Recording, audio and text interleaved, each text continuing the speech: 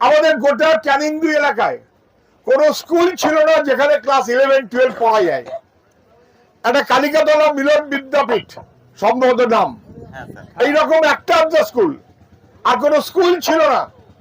এই হাওড়াবাড়িতে, জীবনতলাতে, আশপাশে school college লেখাপড়া আমাদের ছেলে মেয়েরা করবে, বাবুর বাড়ির লোক লেখাপড়া করবে, আর আমরা কাবু হয়ে থাকবো, এটা হবে না। কে বললো? লাল ঝান্ডা বললো, কমিউনিস্ট পার্টি বললো। কি বললো? যে আমাদের এই সমস্ত গ্রাম এলাকায় মানুষকে যদি এগোতে হয়, পরিবেশ যদি ভালো করতে হয়, যেমন জীবন জীবিকা দরকার, যেমন রাস্তাঘাট দরকার, যেমন স্কুল কলেজ দরকার, তেমন 1 ইঞ্চি একটা বিদ্যুতের পোস্ট ছিল না, একটা বিদ্যুতের পোস্ট ছিল না। এই সমগ্র যা দেখতে পাচ্ছেন, যদি আমি ভুল না করে থাকি, 2000 সালে এই সাবস্টেশন তৈরি হয়েছে বিদ্যুতের। আমি তখন আরইডিসির চেয়ারম্যান। এই সাবস্টেশন তখন তৈরি, তার আগে কোনো কারণই ছিল না, কারণ বিদ্যুৎ ছিল না। ফলে গোটা ক্যানিং 2 ব্লক তাকে গড়ে তোলা, তার মানুষকে গড়ে তোলা, এবং সবচেয়ে বড় কথা হচ্ছে শ্রেণী সংগ্রামের ভিত্তিতে গরিব মানুষকে সংগঠিত করে, জাতপাতের লড়াই না, ধর্ম বর্ণের লড়াই না। শরীরের রক্ত যদি বার হয়, আমি সুজন চক্রবর্তী, আমার রক্তেরও যা গুণাবলী, লক্ষ্মণ তারও রক্তের গুণাবলী এক। এটা হিন্দু মুসলমানের ফারাক হয় না। আমার এখনো মনে আছে, সম্ভবত 90-91 সালে প্রথম রক্তদান হলো আমাদের জীবনতলায়, প্রথম রক্তদান। তখন গোলাম রসুলরাও মাঝবয়সী, সম্ভবত রেজ্জাক আফসার আলমের খুনের পরের বছর অথবা তারপরের বছর।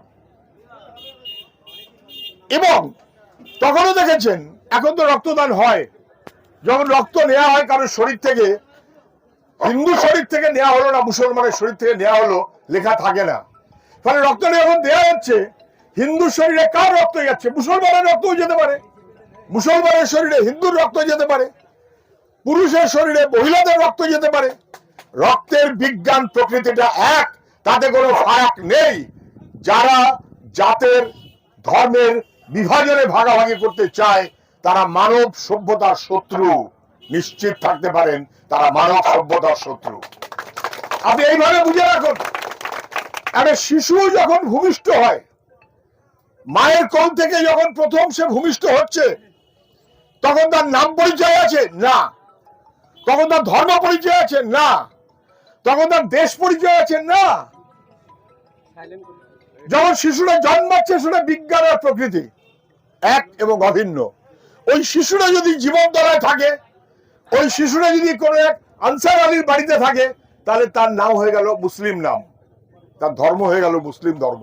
আর সেই শিশুটা যদি জন্মের পরের দিন অন্য কোনো একটা জায়গায় যায়, ধরা যাক কোনো একটা অমুসলমান কোনো পরিবারে গেল, তখন তার পরিচয়টা হয়ে গেল মুসলমান পরিচয় ছাড়া অন্য কোনো পরিচয়।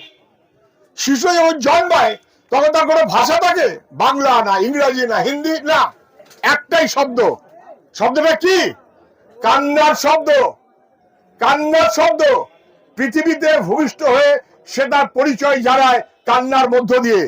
বাংলা ভাষাতেও কান্নার যা শব্দ, ইংরেজি ভাষাতেও কান্নার একই শব্দ, হিন্দি ভাষাতেও কান্নার একই শব্দ, আফ্রিকার ভাষাতেও কান্নার একই শব্দ। ফলে সদ্যজাত শিশু, সে পৃথিবীর সন্তান, সে সবার সন্তান।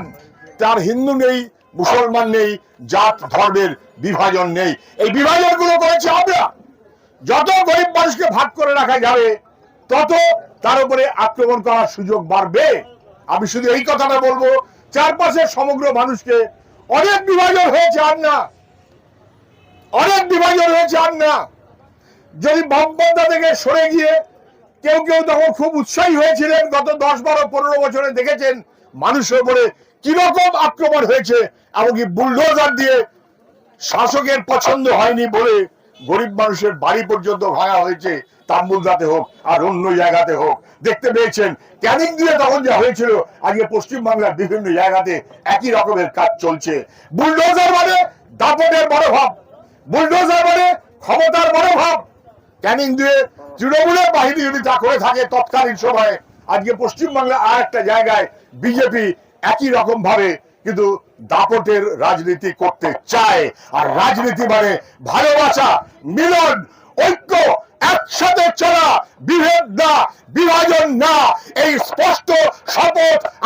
সবাইকেই গ্রহণ করতে হবে।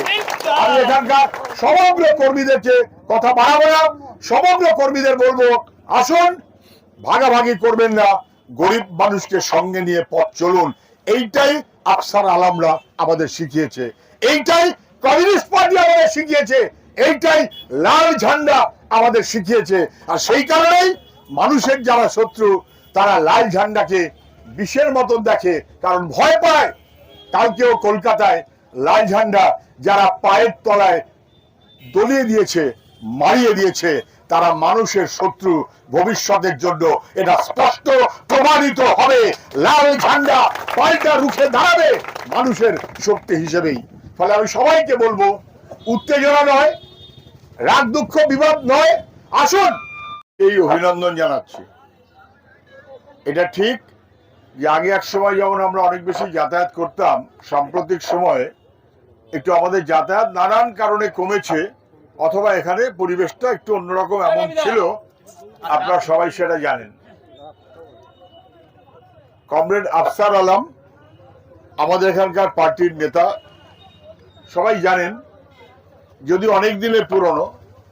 1989 সালে তিনি খুন হয়েছেন নৃশংসভাবে, সেইখানেই এই শহীদ বেদি। তখনকার প্রেক্ষাপট তার বিস্তারিত আমি যাবার দরকার নেই, আপনারা জানেন। কিন্তু এটা ঠিক যে এই সমস্ত বিস্তীর্ণ এলাকা, গরিব মানুষ, চাষি, মজুর, শ্রমিক, এই সহ গরিব মানুষের এলাকাটাকে আস্তে আস্তে গড়ে তোলার যে প্রচেষ্টা তৎকালীন সময় আমাদের পার্টির পক্ষ থেকে নেওয়া হয়েছিল, সেগুলো আপনারা সবাই জানেন। সেক্ষেত্রে আমরা সাহায্য করতে পারতাম, এটা ঠিক। কিন্তু এক্ষেত্রে আমাদের এখানকার পুরনো কমরেড যারা পার্টি গড়ে তুলেছেন, আফসার আলম খুন হয়ে গেছেন, কিন্তু তার স্মৃতিকে সঙ্গে রেখে আমাদের এখানকার কমরেডরা গ্রাম ধরে এলাকা এলাকায় মানুষকে সংগঠিত করার চেষ্টা করেছেন, লাল ঝান্ডাকে বহমান রেখেছেন। কেন?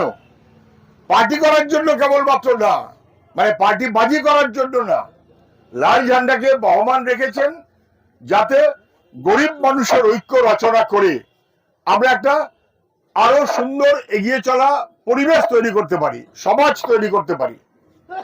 লাল ঝান্ডা মানে গরিব মানুষের শক্তি, লাল ঝান্ডা মানে গরিব মানুষের ভরসা। এবং জানেন,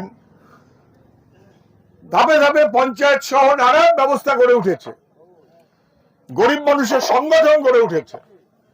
পুরনো লোকদের জানা থাকবে, তখন সারা ক্যানিং 2 ব্লক এলাকায় বামফ্রন্ট যখন আসেনি, তখন 1 ইঞ্চি পাকা রাস্তা ছিল না, 1 ইঞ্চি ছিল না। আমার এই কথাটা কারোর নতুন ছেলেদের হয়তো বুঝতে অসুবিধা হবে। ওই বদ্রার দিক থেকে নেত্রা পর্যন্ত ওএনজিসির কাজ ছিল বলে একটা ওএনজিসির ইটের রাস্তা ছিল, রেজ্জাক ঢালি, আমি ঠিক বললাম? আর আমাদের কোথাও কোনো 1 ইঞ্চি পাকা রাস্তা ছিল না। আজকে শুনলে আমাদের কেমন কেমন লাগবে। এই সমস্ত রাস্তা গড়ে তোলা, তারপরে যত দিন গেছে সেই রাস্তা ভালো হয়েছে, ধাপে ধাপে ধাপে ধাপে ভালো হয়েছে।